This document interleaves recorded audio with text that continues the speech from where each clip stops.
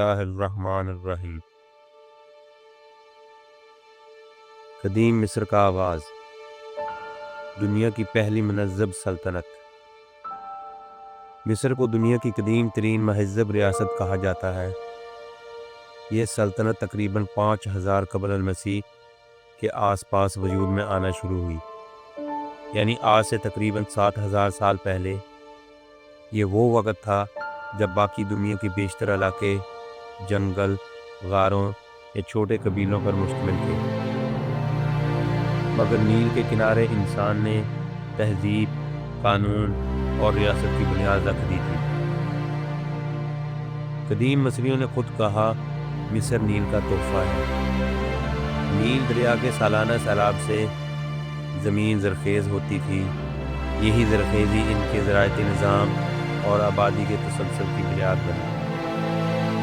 اس وجہ سے انہوں نے نیل کو ایک مقدس ہستی مانا اور اسے زندگی دینے والا خدا کہا۔ مصر کی سب سے قدیم بستیوں کا سراغ آثار قدیمہ میں ملا ہے، جنہیں تقریباً 4 سے 5000 سال پہلے کی تاریخ بتاتی ہے۔ یہ لوگ مٹی کے برتن بناتے، جانور پالتے اور چھوٹے قبیلوں میں رہتے تھے۔ پھر ثقافت 3200 سے 4000 سال پہلے آئی۔ یہ دور مصر کی قبل از تاریخ تہذیب کہلاتا ہے۔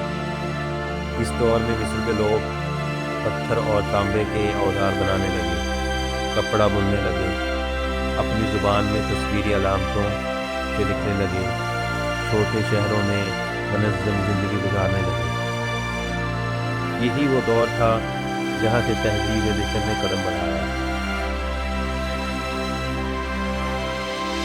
پہلا فرعون نرمر اور متحدہ مصر تقریباً 3100 سال قبل المسیح میں ایک طاقتور بادشاہ ابھرا، جسے تاریخ نرمر یا مینا کے نام سے جانتی ہے۔ اسی نے اوپری مصر اور زرین مصر کو ایک سلطنت میں ملا دیا۔ یوں مصر دنیا کی پہلی متحد سلطنت بن گیا۔ یہ وقت پہلا فرعونی عہد کہلاتا ہے۔ تقریباً 2700 سے 3100 سال قبل المسیح تک یہ فرعون صرف بادشاہ نہیں تھے، انہیں خدا کا بیٹا سمجھا جاتا تھا۔ اس کے سر پر 2 تاج ہوتے، ایک سفید اوپری مصر کا، ایک سرخ زرعی مصر کا۔ یہ تاج بعد میں مصر کی وحدت کی علامت بن گیا۔ پرانا سلطنتی دور، اہرام کا زمانہ۔ یہ وہ زمانہ ہے جسے اکثر لوگ پیرامڈ ایج کہتے ہیں۔ یہ 2200 سے 2700 قبل المسیح تک جاری رہا۔ اہم خصوصیات: اہرام مصر کی تعمیر کا آغاز، مرکزیت، نظم و ضبط اور مذہبی اقتدار کا عروج، فرعون کو خدائی مقام دینا۔ سب سے مشہور بادشاہ خوفو تھا، جس نے اہرام جیزہ تعمیر کروایا۔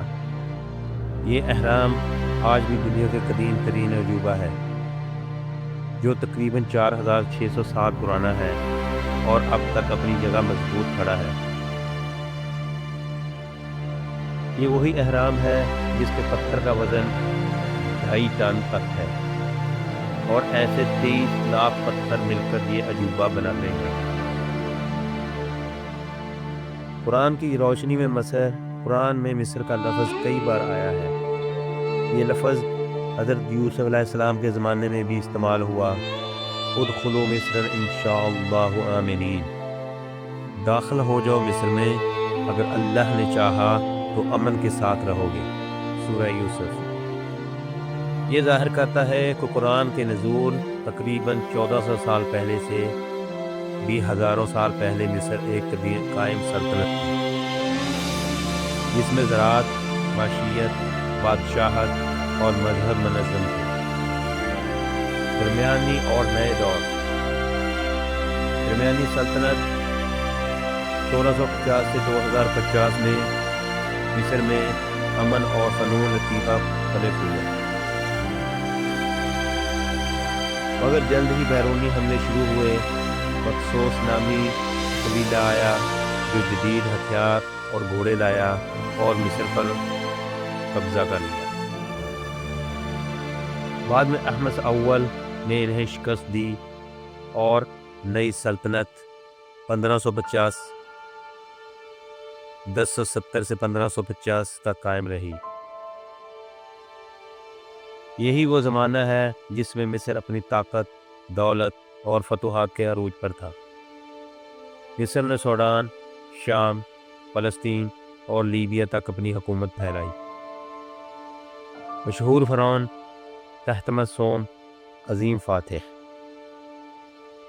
حتش بسوت مصر کی ملکہ جس نے عظیم تعمیرات کروائیں، اخناتون جس نے ایک خدا کی عبادت کی کوشش کی، توحید کا نظریہ، توت عنخ آمون جس کی قبر 1922 میں ملی اور دنیا حیران رہ گئی۔